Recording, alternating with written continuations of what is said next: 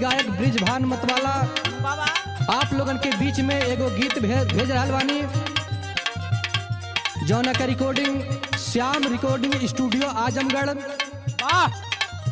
और हमारे बड़े भैया वीरेंद्र हर्ष चौहान जी के देख रेख में रिकॉर्डिंग हो रही है। बाबा क्या बात है। लेकिन कैसे है, जब से भयल बियाह परेशान बनी मेहरारू से, जब से भयल बियाह परेशान बनी मेहरारू से, मारे हमके झाड़ू से ना। जब से भयल बियाह परेशान बनी मेहरारू से, मारे हमके झाड़ू से ना। जब से भयल बियाह परेशान बनी मेहरारू से, मारे हमके झाड़ू से ना। जब से भयल बियाह परेशान बनी मेहरारू से, मारे हमके झाड़ू से ना। जब से भयल बियाह परेशान बनी मेहरारू से, मारे हमके झाड़ू से ना। जब से भयल बियाह परेशान बनी मेहरारू से, मारे हमके झाड़ू से ना।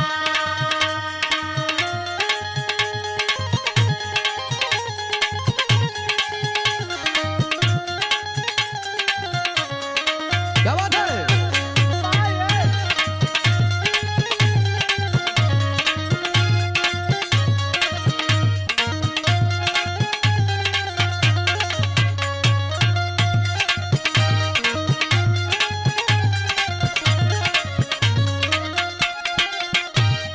सत्येंद्र भैया, हाँ भैया, मेहरारू झाड़ू से तो मरबे करेले, लेकिन एगो काम और करेले। क्या करे लो भैया।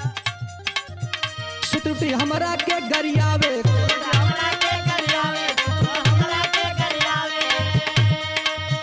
कुत्ता कमीना कह के बोलावे, कमीना कह के बुलावे, कमीना कह के बुलावे। सुतुटी हमरा के गरियावे, कुत्ता कमीना कह के बोलावे। रतिया रोज बितावा, रतिया रोज बितावा, तानी पी के दारू से, मारे हमके झाड़ू से ना। रतिया रोज बितावे, तानी पी के दारू से, मारे हमके झाड़ू से ना। हाँ भैया, रतिया रोज बितावे, तानी पी के दारू से, मारे हमके झाड़ू से ना। वाह,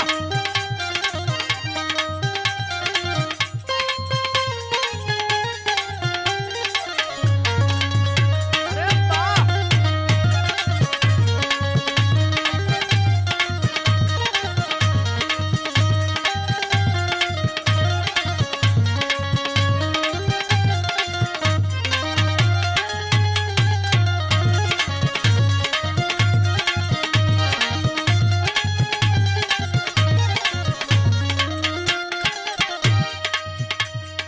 औरतिया और का करेले, क्या करेला। सुख से खाए न देले खाना, से खाए न देले खाना, से खाए न देले खाना।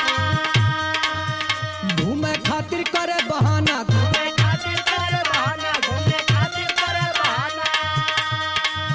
सुख से खाए न देले खाना, घूमे खातिर करे बहाना।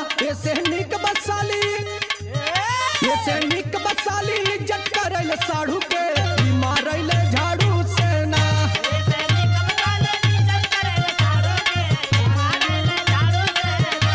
ऐसे निकम वाले इज्जत करेले झाड़ू के, मारेले झाड़ू से ना।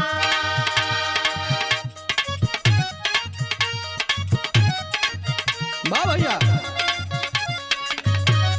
पाए पंकज भैया।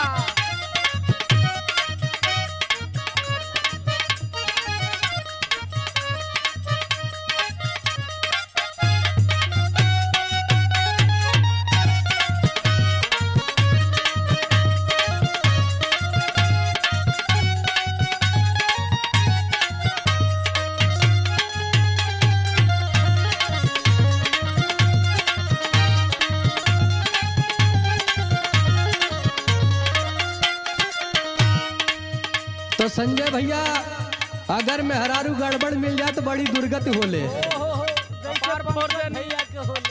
हाँ, कपार फोड़ देली। लेकिन और का कमी बा, आ कमी बाए भैया। बोलाई लगवा नहीं आवे, बुलाई लगवा नहीं आवे, बुलाई लगवा नहीं आवे। दूसरा से हंस हंस बतियावे, दूसरा से हंस बतियावे, दूसरा से हंस बतियावे। बोलाई लग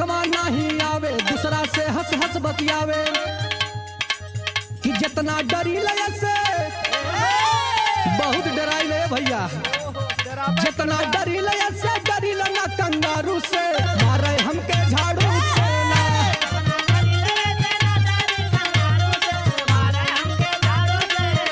जितना डरिल ऐसे भैया